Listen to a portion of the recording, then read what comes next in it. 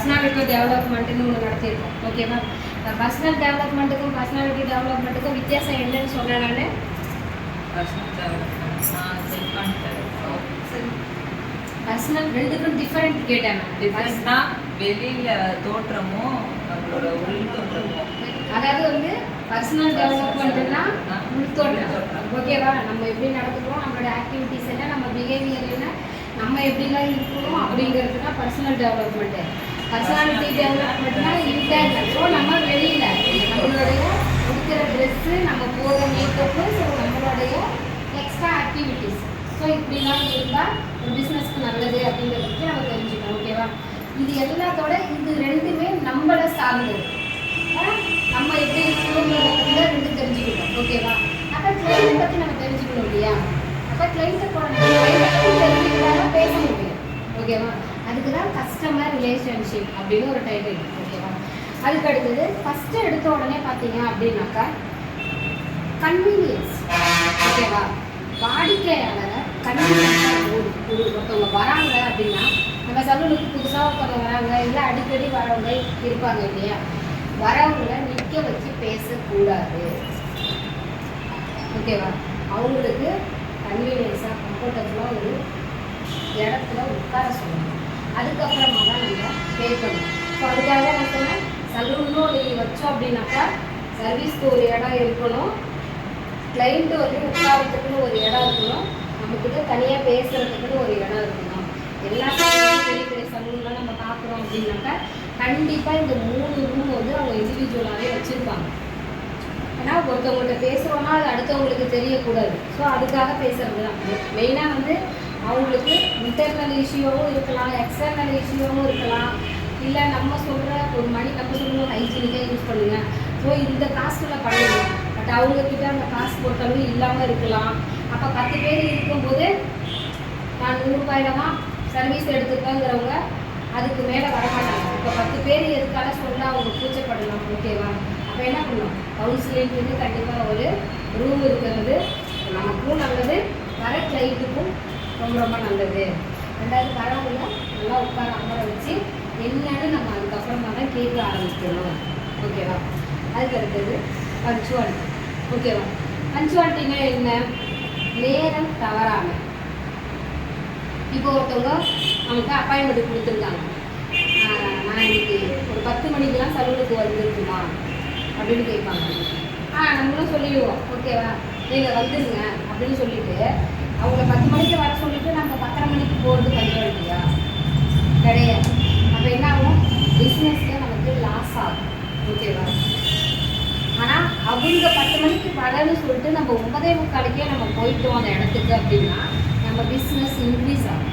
இது எப்படி இதில் சாத்தியம் இருக்கா அப்படின்னு கேட்டால் உண்மை அதுதான். ஓகேவா? இப்போ கிளைண்ட்டுக்கு நம்ம என்ன கொடுத்துருக்கோம், இம்பார்ட்டன்ட் கொடுத்துருக்கோம். ஓகேவா? வர கிளைண்ட்டுனால தான் உங்களுக்கு 10 ரூபா காசு கிடைக்குது, அதை வச்சு தான் நம்ம வளரப்போம், அதை வச்சு தான் நம்ம எல்லாமே செஞ்சுக்க போகிறோம். அப்போ கிளைண்ட்டுக்கு எவ்வளோ இம்பார்ட்டன்ட் கொடுக்கணும், டைமிங் இம்பார்ட்டன்ட் தான் அவங்களுக்கு நம்ம கொடுக்கணும். நமக்காக அவங்க காத்துக்கக்கூடாது, அவங்களுக்காக நாம் வெயிட் பண்ணலாம். செய்யும் தொழிலே தெய்வம் சொல்கிறாங்க இல்லையா? தொழிலுக்கு ரெஸ்பான்ஸ் பண்ணணும் அப்படின்னு நீங்கள் நினச்சிங்கன்னா டைமிங்கை கீப் அவுட் பண்ணியே ஆகணும். ரெண்டாவது வந்து பார்த்தீங்க அப்படின்னாக்கா அவங்களுக்கு ஒரு போனஸ் வரும். பரவாயில்ல, நம்ம 10 மணிக்கு அவங்க வர சொல்லணும், அவங்க முன்னாடியே வந்துட்டாங்க, நம்ம மேலே வந்து அவங்களுக்கு மரியாதை அதிகமாக. அப்போ என்ன பண்ணுவாங்க, மற்றவங்கக்கிட்ட அவங்க சொல்லுவாங்க. இப்போ உள்ள காலகட்டத்தில்தான் இதெல்லாம் என்ன ஃபுல்லாகவே மாடல் உலகம். மாடல் உலகத்தில் நீ இல்லைன்னா அடுத்த சலூன், நீ இல்லைன்னா அடுத்த சலூன் போயிட்டே இருப்பாங்க. நம்ம தக்க வச்சுக்கணும்னா பஞ்சுவாலிட்டி ரொம்ப முக்கியம். ஓகேவா? அதுக்கு அடுத்தது லாயல். ஓகேவா? விஸ்வாசம். பிஸ்னஸ் நம்ம அந்த பிஸ்னஸ் வந்து நேர்மையாக எப்படி கொண்டு போகணும், லாயலாக சொல்லுவாங்க இல்லையா? எது நடந்தாலும் பரவாயில்ல, ஸோ அவன் விஷயத்தில் கரெக்டாக தான் இருப்பான். ஸோ லாயலாக இருப்பான், நேர்மையாக இருப்பான், நல்ல கரெக்டாக. அந்த மாதிரி லாயலாக நம்ம பிஸ்னஸை கொண்டு போகணும். இண்டிவிஜுவல் அட்டென்ஷன் இருக்கும், தனிப்பட்ட கவனம். ஓகேவா? ஒரு கிளைண்ட் வந்தாங்கன்னா அவங்களுக்குன்னு நீங்கள் டைமிங் கண்டிப்பாக ஒதுக்கணும். Individual attention. ஓகேவா? அவங்களுக்கு என்ன வேணும் ஏது வேணும் அவங்கள ஃபில் பண்ணணும். அடுத்த கிளைண்ட் ஒருத்தவங்க வந்துட்டாங்கன்னு வச்சுக்கோங்களேன், ஐயோ எங்கே அவங்க போயிடுவாங்களேங்கிற ஒரு கான்செப்டில் நீங்கள் வந்துடக்கூடாது. இவங்க 10 ரூபா கொடுத்தாலும் பிஸ்னஸ் தான். அடுத்த கிளைண்ட் ஒருத்தவங்க வராங்கல்ல, அவங்க 1000 ரூபா கொடுத்தாலும் பிஸ்னஸ் தான். கூட்டி கழிச்சு பார்த்தா ரெண்டுமே காசு தான் நமக்கு. 2 பேர் கொடுக்குறதும் முக்கியம் தான் நமக்கு. இன்னைக்கு 10 ரூபா கொடுக்குறவங்க தான் நாளைக்கு 1000 ரூபா கொடுப்பாங்க. இன்னைக்கு 1000 ரூபா கொடுக்குறவங்க நாளைக்கு வந்தால் 10 ரூபா கூட கொடுப்பாங்க இல்லையா? அப்போ என்ன பண்ணணும்? 2 பேருமே நம்ம சமநிலையில தான் நடக்கணும். 2 பேருக்குமே தனிப்பட்ட கவனம் கண்டிப்பாக செலுத்தணும். நீங்கள் 10 ரூபா தான் கொடுக்குறீங்க, 1000 ரூபா கொடுக்குறவங்க ஓடி போயிடுவாங்கன்னு நினச்சி இவங்களை அறக்க பிறக்கெல்லாம் அனுப்பக்கூடாது. அப்போ அவங்க மேலே என்ன பண்ணணும்? ஃபுல் ஃபோக்கஸ் வச்சு கரெக்டாக அவங்க எதுக்காக வந்தாங்களோ அதை சரியாக முடிச்சு அனுப்பணும் நம்ம. அதுதான் இண்டிவிஜுவல் அட்டென்ஷன். அதே மாதிரியே கால் தெம் பை நேம், ஒவ்வொருத்தவங்களோட பேரை சொல்லி கூப்பிடணும் அப்படின்னு சொல்லுவாங்க. ஓகேவா? கண்டிப்பாக இது நம்ம ஊருக்கெல்லாம் செட் ஆகாது. ஸோ நமக்கெல்லாம் செட் ஆகாது. ஏன்னா நம்மலாம் வந்து சிட்டிலலாம் வச்சுருக்கலாம். ஓகேவா? அதுக்கு ஒரு யூனிக் பெரிய சலூன் இருக்கும். ரெண்டாவது பார்த்தீங்கன்னா நம்ம சலூனில் நாம் மட்டும்தான் இருப்போம். எல்லாத்துக்குமே ஆள் போட்டெல்லாம் நம்ம பண்ண மாட்டோம். ஓகேவா? மோஸ்ட்லி தெரிஞ்சவங்க வருவாங்க. சின்ன பொண்ணாக இருந்தால் பேர் சொல்லி நம்ம கூப்பிடலாம். அதே மாதிரியே அப்பாயின்மெண்ட் வாங்கிட்டு ஸோ அவங்க பேரெல்லாம் நம்ம அப்பாயின்மெண்ட் லிஸ்ட் எடுத்து அப்போ அந்த டைமில் ஒரு 10 பேர் இருக்காங்க அப்படிங்கிற பட்சத்தில் இப்போ வந்துருக்கீங்களா அப்படின்னு நேம் சொல்லி கூப்பிடணும். ஓகேவா? அப்போ அதில் வயசு வித்தியாசம் கிடையாது. ஓகே. ஆனால் நம்ம ஒரு பொண்ணு தான் இருக்குது, ஒரு பெரியவங்க தான் வந்திருக்காங்க, நம்ம போய் அவங்கள பேர் என்ன அப்படின்னு கேட்டு திரும்ப அவங்க பேரை சொல்லி கூப்பிடக்கூடாது. அவங்க என்ன நினைப்பாங்க? ஸோ இது ரொம்ப ஹெட்வைட்டு ஸோ அப்படி நினைப்பாங்க. ஆனால் பேர் சொல்லி அழைக்கிறதுக்கான இடங்களும் நிறையா இருக்குது. ஒரு ஹாஸ்பிட்டல் போகிறோமா, அங்கே ஒரு பொண்ணு அப்பாயின்மெண்ட்டுக்கு ஒரு பொண்ணு உட்காந்து இருந்துச்சுன்னா எடுக்கும். நேம் லிஸ்ட்டு கண்டிப்பாக எடுக்கும். அப்போ பேர் சொல்லி, ஏன்னா அங்கே 10 பேர் 20 பேர் உட்காந்துருக்காங்க, பேரை சொல்லி கூப்பிடுறாங்க அவங்க. அந்த இடத்துக்கு அது ஒத்து போகும். நம்ம இடத்துல வாங்க சிஸ்டர், நம்ம பிஸ்னஸ்லலாம் எது இருக்கணும்?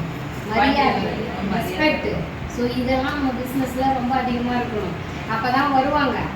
எனக்கு எல்லாம் தெரியும், எனக்கு நான் நல்லாவே ஒர்க் பண்ணாலும் என்னுடைய செயல் எப்படி இருக்கோ, அந்த செயல் வந்து எப்படிதான் இருந்தால் யாரும் வந்து வைக்க மாட்டாங்க, போயிட்டே இருப்பாங்க நம்ம விட்டு. அப்போ என்ன பண்ணணும்? எந்தெந்த இடம் பொருள் ஏவல்னு சொல்கிறாங்க தெரியுமா? அதுக்கு தகுந்த மாதிரி தான் நம்ம பேரை சொல்லி கூப்பிடலாம். இல்லைன்னா நம்ம அந்த பாயிண்ட்டை வந்து அப்படியே வச்சுக்க வேண்டியதுதான். ஓகேவா? அதுக்கு அடுத்தது அவாய்டு நெக்லிஜியன்ஸ், அலட்சியத்தை தவிர்க்கணும். ஓகே. இப்போ 2-3 பேர் வந்திருப்பாங்க, இல்லைன்னா ஒரு கிளைண்ட்டே உங்ககிட்ட வந்து பேசிகிட்டு இருக்காங்கன்னு வச்சுக்கோங்களேன். இவங்க நிறைய சொல்லிகிட்டே இருப்பாங்க என்கிட்ட, ஆனால் இவங்க பேசுறதுல எனக்கு கான்சன்ட்ரேஷன் இருக்காது, அலட்சியப்படுத்துவாங்க. என்னுடைய கான்சன்ட்ரேஷன் எங்கே போகும்? பக்கத்தில் இருக்கிறவங்க அப்புறம் அவங்க என்ன பேசுகிறாங்க, அப்போ என் காது சும்மா இருக்காது இல்லையா? ஸோ அப்படி போகும். அப்போ நான் என்ன பண்ணுறேன்? இவங்களை எல்லா விஷயத்துலையுமே அலட்சியப்படுத்துகிறேன். திரும்ப என்ன சொன்னீங்கன்னு கேட்கணும். அப்போ அப்படி கேட்கக்கூடாது. அதுக்காக நான் ஃபஸ்ட்டே சொன்னேன், கண்ணை பார்த்து பேசணும், பேசுறதுக்குன்னு தனியாக ஒரு ரூம் இருக்கணும். இந்த மாதிரி விஷயங்கள் தான் அலட்சியத்தை தவிர்க்கணும் அப்படின்னு சொல்கிறேன். ஓகேவா? வி ஸ்ட்ரிக்ட் இன் ஹேண்டிலிங் மணி, வாங்குகிற பணத்தை வந்து கரெக்டாக கையாளணும். நம்ம ஊரில் என்ன பண்ணுவாங்க? 50 ரூபா ஐப்ரோ பண்ணுறோன்னு வச்சுக்கோங்க, 10 ரூபா ஆனால் கொடுத்துட்டு போவாங்க. நமக்கு டைம் இருக்காது எண்ணி போடுறது. சரி ஓகே அப்படின்னு சொல்லிட்டு வாங்கி ட்ராவில் போட்டு வருவோம். அதுக்கப்புறம் நம்ம டைம் எப்போ கிடைக்குதோ அப்போ எடுத்து வாங்கும் பணம் கையாளுவதில் கவனம் தேவை. ஓ பி ஸ்ட்ரிக்ட் ஏன் ஹேண்டிலிங் பண்ணி.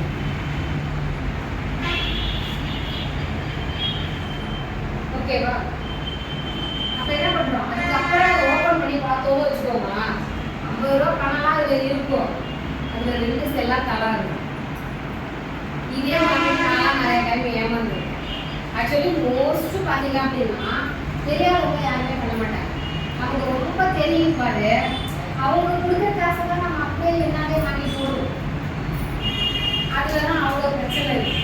அப்போ நமக்கு அதில் 2 தலை செல்லாமல் போகும். அப்போ நம்ம உழைப்புல பாதி வேஸ்ட் ஆகும் இல்லையா? வரவங்களுக்கு அதெல்லாம் தெரியாது. எங்கேயாவது ஒரு செல்லாத்தால தரையில் கட்டினா சரியாக போயிடும் அப்படின்னு நினச்சி கட்டிட்டு போகிறது, அது அவங்களோட வேலை. நம்ம வந்து கவனமாக இல்லாததுனால நமக்கு லாஸ்ட் நம்மளோட இருக்கு. ஓகேவா? அதுக்கு அடுத்தது மெயின்டெனன்ஸ், ஒரு டிஸ்டன்ஸ் மெயின்டைன் பண்ண சொல்லுவீங்க அப்படின்னு கேட்குறீங்க. ஓகேவா? வாடிக்கையாளர்கள் ஒரு ஸ்டெப் தள்ளி தான் நம்ம இருக்கோம். டாக்டர் டாக்டர் தான், நர்ஸு நர்ஸு தான், பியூட்டிஷியன் நம்ம பியூட்டிஷியன் தான், ஸ்டூடெண்ட்டு ஸ்டூடெண்ட்டு தான், டீச்சர் டீச்சர் தான், ஸ்டூடெண்ட் ஸ்டூடெண்ட்டு தான். போன கிளாஸ்லேயே சொல்லியிருக்கீங்க மேம், எப்படின்னா நம்மளோட சொந்த கதை சோ கதை, அவங்க கதை எந்த கதைலாம் பேசிட்டாங்க. ஓகேவா? ரெண்டாவது, நான் இவங்ககிட்ட ரொம்ப நல்லாவே பேசலாம், இவங்க அக்காவும் பேசலாம், அவங்களுக்கு என் மேலே மேடம்ங்கிற ரெஸ்பெக்ட் இருந்துகிட்டே இருக்கணும். மேடம்ங்கிற ரெஸ்பெக்ட் அவங்களுக்கு கம்மியாயிடுச்சுன்னா ஸோ என்னை பற்றின ஏதோ ஒரு பேட் கிரியேட்டிவ் அவங்களுக்கு அஃபெக்ட் ஆகிருக்கும். அப்போ அந்த அளவுக்கு அவங்கக்கிட்ட நான் டீப்பாக போயிருக்கேன். அப்போ என்னுடைய ஒரு கெத்தை நான் அவங்கக்கிட்ட விட்டுட்டேன். அப்போ என்ன பண்ணணும்? டிஸ்டன்ஸ் இருக்கணும், ஆனால் அது அவங்களுக்கும் தெரியக்கூடாது.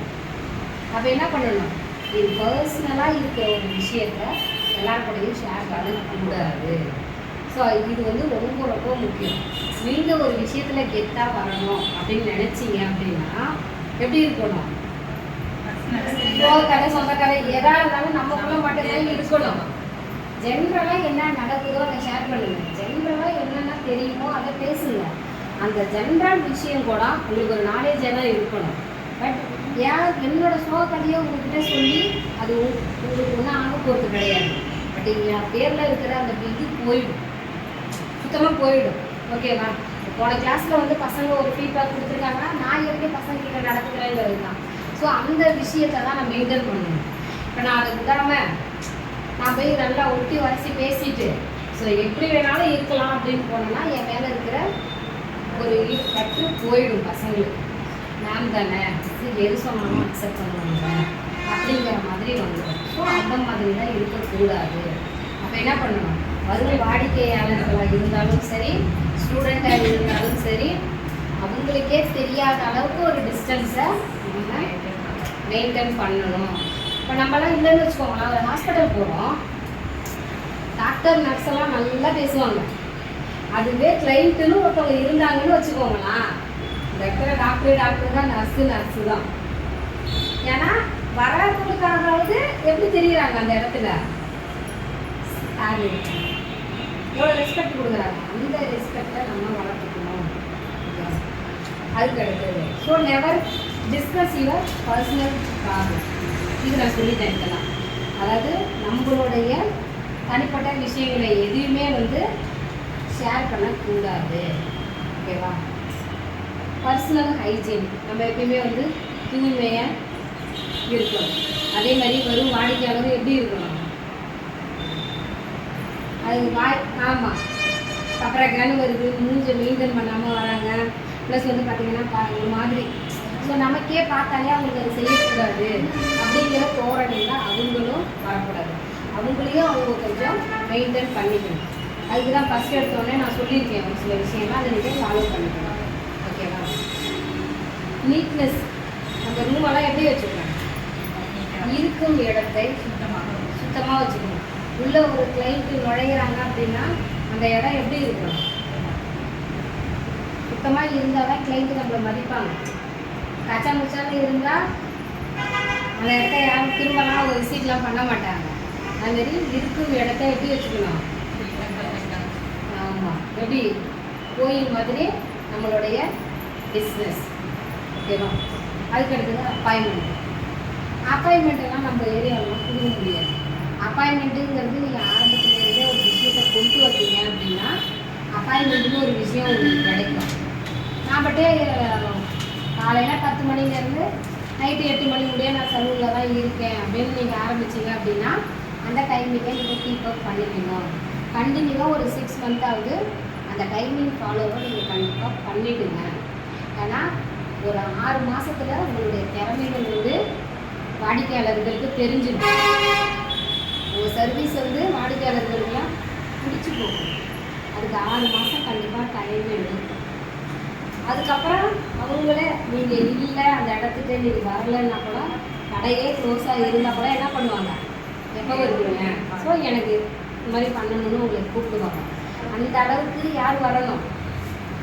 நீங்கள் உங்களை வளர்த்துக்கணும். வாடிக்கையாளர் வந்து உங்களை ஃபோன் பண்ணி கூப்பிட்ற அளவுக்கு நீங்கள் உங்களுடைய தொழிலில் ஈடுபாடாக இருக்கணும். ஓகேவா? அதனால் ரெண்டையுமே ஒன்று ஃபஸ்ட்லேருந்து அப்பாயின்மெண்ட் கொடுத்து வர வைங்க. அப்படி இல்லைன்னா 10 to 8 இல்லை 11 to 8 உங்கள் டைமிங்கை ஃபாலோ பண்ணுங்க. இது ரெண்டுமே ரொம்ப ரொம்ப முக்கியம்.